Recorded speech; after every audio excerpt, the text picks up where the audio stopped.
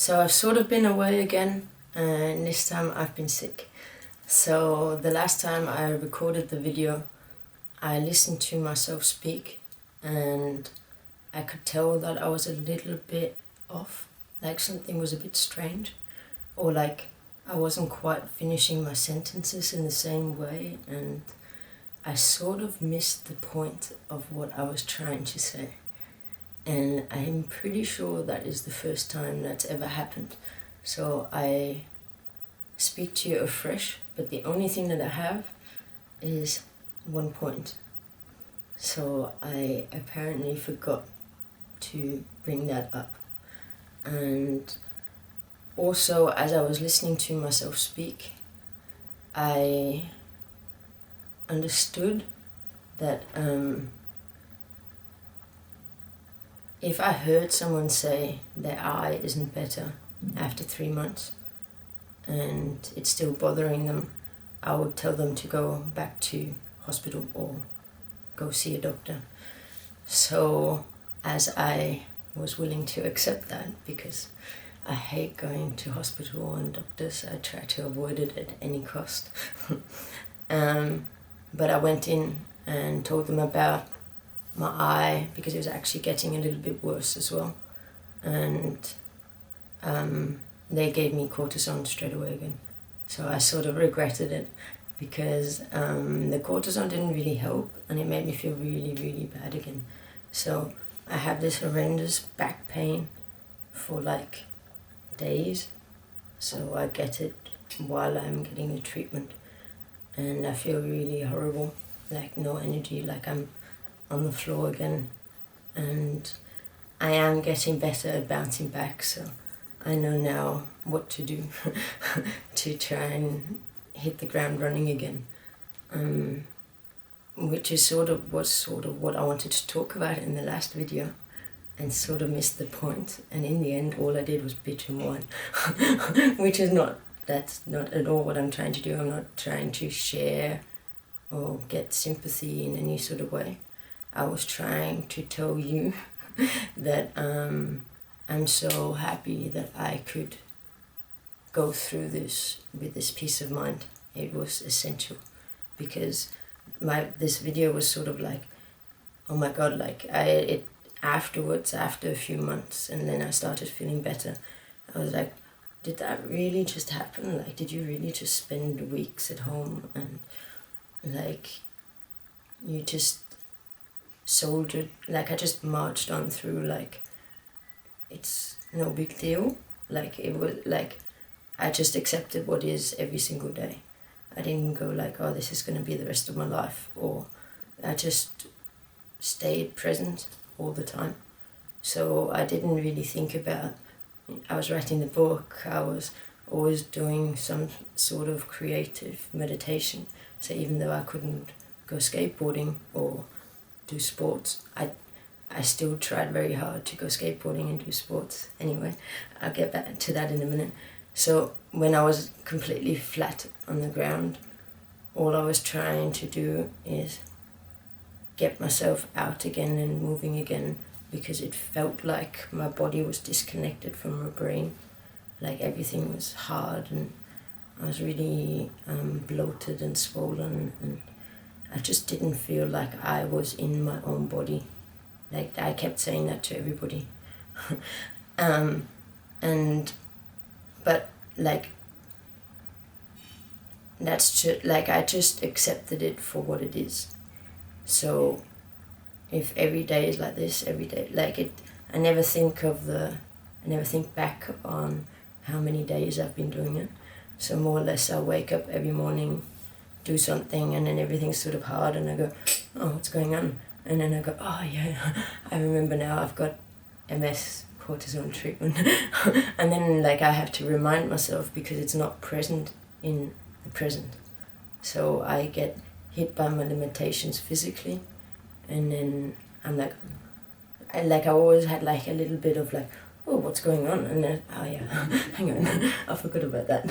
So like it's a pleasure to be able to forget. And like I was really unlucky with the shingles and stuff, and the shingles pain was like I I'm serious. Like there was like times where I just went like, I can't handle this anymore. I'm gonna have to do something very drastic to like ease the pain. Like it was really heavy, and I had this for months, which is like, it doesn't seem real to me because like I'd never thought about it. And so afterwards I was like, oh, hang on, this was really heavy. And I thought it was funny because I kept feeling the strong urge, despite feeling really sick, to talk about stuff. So like I felt like it was important that I show you that I'm okay, I'm dealing with this, and like it was sort of like a documenting of what's going on. So I don't watch my own videos of it, like until like as soon as it's online, I never ever rewatch my like I just need to check it to hear if everything's okay, and then I don't really want to listen to myself. That would be anyway. So what I didn't, so this was my first flare up, more or less, so the first real like needing to deal with the cortisone and stuff. So I obviously started learning. So in the beginning I did it completely wrong because I couldn't taste anything, and I was like, okay, what tastes of something? And I had to eat the sweetest, worst food possible because I was like I need some sort of energy. So it was really bad, and then I got really like fat and I had really dry skin at the same time. So I learned my lesson very, very quickly. And also I didn't understand like how I should respond with sports, because I didn't know if me doing sports is going to be stressful or me doing sports is going to be relaxing for me. And it seemed like everybody was telling me you need to rest, stay at home, lay on the bed, watch TV and do nothing if you feel shit. And like it makes sense because you feel like shit. But I had the very, very, very strong urge to need to go outside. And I am so happy that that didn't prove me wrong because so I have a problem with my eyes. I can't really see very well. And this would be very limiting for many people. And if I would have stayed home to rest or to recuperate, my eyes still would have been like this because nothing's changed. And then the first time I'd have to go outside, everything would be very intimidating, very scary. So I just like straight away, like I would go to the hospital by myself. I would do everything, like I wouldn't push myself too far. Like if I would be scared of something, I would ask someone to go with me, but I just took it as a challenge and like just took it as like, okay. And there was a few times where I sort of was questioning, like, am I just like ruining myself or something? Like, especially like I was skateboarding so soon afterwards, even though I was really wobbly and I couldn't see. So it was very important to me to skateboard again. And it wasn't until like 4 months later. And so I was doing this most days, or tried to do this most days, like skateboarding. Skateboarding needed to give way to climbing a little bit because my disconnect was so bad. So I couldn't really safely maneuver a skateboard. I could, like I tested it to try to see if could I skateboard, yeah, but I just realized that it's very likely to fall and I don't want to fall on a stupid, like I don't want to be pushing my body like this. So I decided to go climbing, and I went climbing most days, and it was so good to get myself back into, like, connect my brain again with my body. So in the beginning, like, I'd miss and stuff, and obviously I was really weak and unhealthy, but I was pushing myself really hard to try and I don't know, I just felt like I needed to do that, and that's all I went by. I didn't question why, what, how. I just did it. And when 4 months later, all of a sudden, there was just one day, and I just felt normal again. So it was like really like a shift from one day to the next. And I was skateboarding, like I sort of already knew, because so usually I try to go climbing in the morning and then go home, do some work, do some videos, do whatever. Like I was too sick to do anything computer-wise, so I just go home, try and get some food in me, and then I try and go skateboard just a little bit, like just to be on the board. And this particular time I was on my board and I was skateboarding as if I was normal again, and I was so happy. And in that moment, like you don't even, like I can't, like I didn't think I was gonna ever feel like that again. I accepted what is, so then getting it back was like a massive surprise. So it's not like I was expecting myself to feel good again.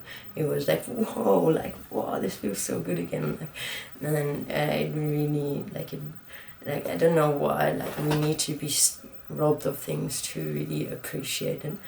And it was a really great feeling to get back to life. That's what I was talking about. It wasn't, in the last video I was talking about my getting back to life celebrations. It wasn't my birthday, it was getting back to life, because I was so happy about it. So that was something worth celebrating.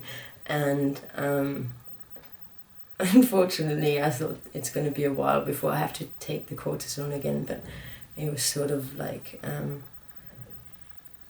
they felt it was necessary. I really tried to fight it and tried to tell them not to, and I sort of feel like it maybe wasn't the best idea, because the cortisone made me feel worse, so I felt worse afterwards than before, and my eye is still not very good. Oh, it's the same. Or me, yeah. In my eye feels like it's swollen, and because like I can't see out of one eye properly, everything is a bit double vision and a bit blurry. So if I focus, I can see, but if I'm just looking, everything's a bit wobbly. So it's weird. Anyway, I can happily live with that. The only problem is work. I need to be able to work. So, yeah.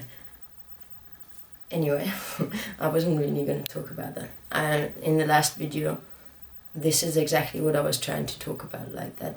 I was just going by my gut instinct, and like this feels like I need to do that. And even though it was really hard, and like it was really hard to push myself to get out there, and it sweat so much, and I didn't know if it was good or bad, because I did get the shingles, and I thought like maybe the shingles was because I was pushing myself like that, but I don't think so. Like I'm pretty sure it's not. This time I did the cortisone, I was even harsher with my body and kicked myself out of the door even sooner, and then I bounced back even quicker. So I'm not going to say this is a rule yet, because I don't have enough experience, but like I'm definitely going to just get my body out there and try and get moving and try and connect again. And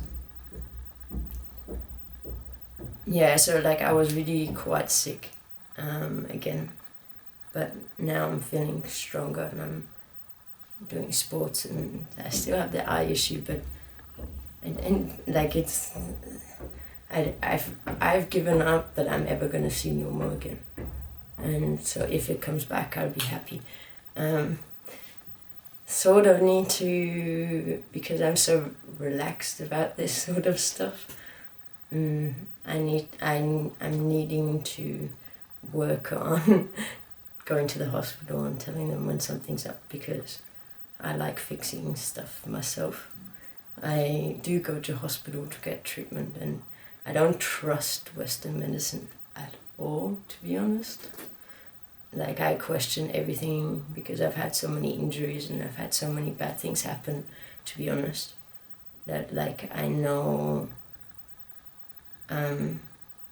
I look at facts. So broken bone is a fact, you can look at that, and anything else they say is object to questioning, really.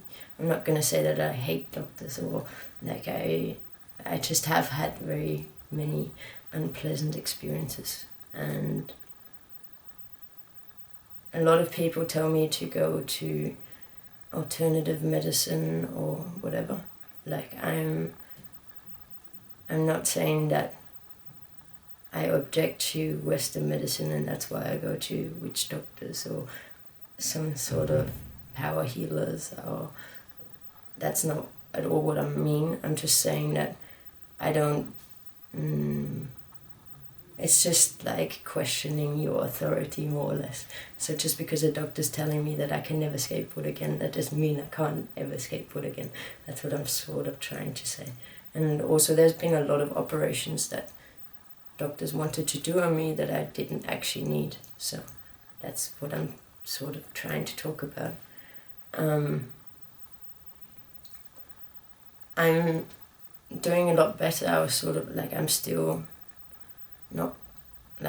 recovering, so I'm still a bit slow with the videos, but I'm doing my best to try. Like, this is the only important thing I have left to do. And yeah, I did mention one thing in the last video that I was sort of skirting on, and like I really didn't want to mention it because like I don't know how it's relevant in your life, because it's sort of not, it doesn't really make any difference. But like the reason that I had the MS flare up, I'm pretty sure has to do with my parents kicking me out of my own flat. So I do have like real life drama going on, and that had a real life effect on my health. So I know that the stress, I know when I got the phone call, I distinctly remember that like I was speaking to my father, and like basically what's happening, me and my ex, we bought his flat off him 15 years ago or less, I don't know, something like that. In the divorce, my ex didn't want to share anything, so he lied about why he gave my dad the money, and got all the money from got all the money back. So he got everything in the divorce, and my father gave him that money. So this was already an issue of, you know, what's going on here? Why are you giving him the money when I deserve half of it? Anyway, he didn't have to pay it all back, so the rest of the money was my payment towards the flat. And I could stay in the flat, that was the arrangement. So me complaining about why you're giving him all the money was him saying, well, you still got the flat. Now I've been in Spain for half a year or whatever, and I obviously still wanted to go to doctors in Austria and I work in Austria. There was a lot of reasons why I wanted to keep that flat in Austria, but I was renting it out. And my father called me and told me that it is his flat. So he never gave me a issue of sale. And because it's my father, I thought everything's fine, like he's not gonna mess with me. And I was on the phone with him and he more or less said, what do you mean it's your flat? It's my flat, my name's on the contract. And, you know, it does mean that I have spent all my money on the flat. So it does mean that there's a lot of money getting lost as well. So it was a pretty, the money doesn't actually make that much of a difference, because I really don't care about money. Like, I could use it, and I needed the safety net for my MS, so I know I'm gonna die very sick. So I wanted to have the added social security from Austria and they have quite good health benefits and good safety nets for people that are sick. So anyway,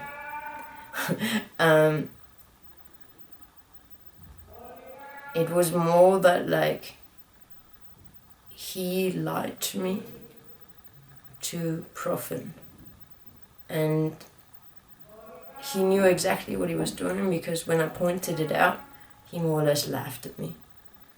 And it was just like he's actually literally stealing money from me. So it was more that like he would be willing to lie for profit, for like monetary gain. And then he was happy to call me crazy because of MS. And that was the heavy thing. I was like, so you're going to steal this money from me, and then you're going to tell me that I'm the crazy one because I have this disease in the brain. And everybody, so my mother, my brother, and my father started sending me messages telling me that I'm crazy and it'd be safer for me to get back to Austria, where I can then move in with my parents. So they're taking money from me and then saying that I need to live with them. So it completely doesn't make any sense. And then they're calling me anyway. It was a shock, and like I couldn't believe that that's what they would do to someone that's currently sick. But it's just I'm an ex, to be honest. So there was like this moment of shock where I needed to like think about what's going on and like grasp the situation and accept it for what it is. And I'm pretty sure within an hour, half an hour, I'm not too sure, I was sort of like, so in my mind, what I then do is go like, so there's not really, so there was like this, I couldn't believe that my father would do this to me. So I would go back in my mind to try and go like, was there evidence of this in the past? And like just questioning like the situation, what was going on. And then basically all I do is go like, okay, I need to accept what is. So I thought this was my flat. Now they are taking the flat. I no longer have this flat. It's gone. Like it's no longer existing. And so I need to be able to accept that. Can I live with that? That's all. So I go like, okay, so this flat is gone. Does that impact my life right now? No, not really, because I'm in Barcelona. I'm like, yeah, maybe I'm gonna get hit by a bus before I get sick anyway. So like maybe there's no need to get in a huff about the flat anyway. And the only thing about the situation is that I can't just let them steal from me. Like it's a heavy thing, because like in the divorce, I didn't go forward with the divorce because, well, I really thought he would kill me if I win, and I was gonna win because I had very, very clear proof of his, anyway. But I didn't go forward with the divorce because it was stressful and I didn't need that for my health. I don't really care about money, and I thought I had the flat. So I didn't need more than the flat. That's why I didn't divorce him. And now, 10 years later, the flat is obviously worth more money now. And all of a sudden, my father goes like, oh, no, it's not your flat. But I've paid money into it, lots of money into it. And also, if you live there for like plus 12 years, you can't just get kicked out like that. And I need to go to a lawyer now, because I need to at least get the money back that I put into it. And like, it's a horrible sort of situation, but like, unfortunately I can't just take this lying down again, and I sort of need the money. And I probably invested in this venture anyway, because like I'm just trying to like work out a way that I can do this full time more or less, or how do I, because this would be easy with the eye, it wouldn't be a problem. And like working on the computer is now a problem. And I hope it'll go away, but what if it doesn't? Anyway. I just wanted to like finish what I started on the last video. I knew about this, like I released the video while I was sick and stuff, so I knew that I needed to do this for a while, but I sort of feel like it's a valuable, I don't know, step along the way to recognize or see, or I don't know. I just felt like I needed to explain myself for the last video because it's bitching and whining. I just wanted to say that like it wasn't the sickness wasn't that big of a thing. The getting back to life, that was a good thing, and then I wouldn't have survived this without the free mind. It was a pretty hard venture. Like I do like a challenge, but like that was a bit much. Like the pain that I was in. Like I can handle quite a lot of pain. Like I've had so many injuries and put broken bones into position and stuff like that. So I'm a bit of a tough nut. So like from skateboarding and snowboarding, obviously you take falls, you learn to fall. So I didn't used to be a tough nut. I made myself tough, and I'm really profiting from that actually now, because it was pretty hard. So I'm pretty sure that like I know that the cortisol makes me suicidal. Like I didn't think about it, but like every time I take it, I go like, screw this. I'm not doing this anymore. Like I don't want this. Like it's very miserable time. I hate it. Like anyway, I'm actually like I'm super happy that like it was just a small little hitch again. I hope that I'm okay now, but I'm going to doctors. I have to get an MRI, etc. I'm running into some troubles. Yeah, but I'm hopefully gonna be back in full effect. Like I'm only doing these videos because I can't use the computer, so this is like the bare minimum that I can do, and I love doing it. So it's all good. So I'll talk to you soon, and sorry for bitching and whining. It won't happen again. And yeah, talk to you soon. One love.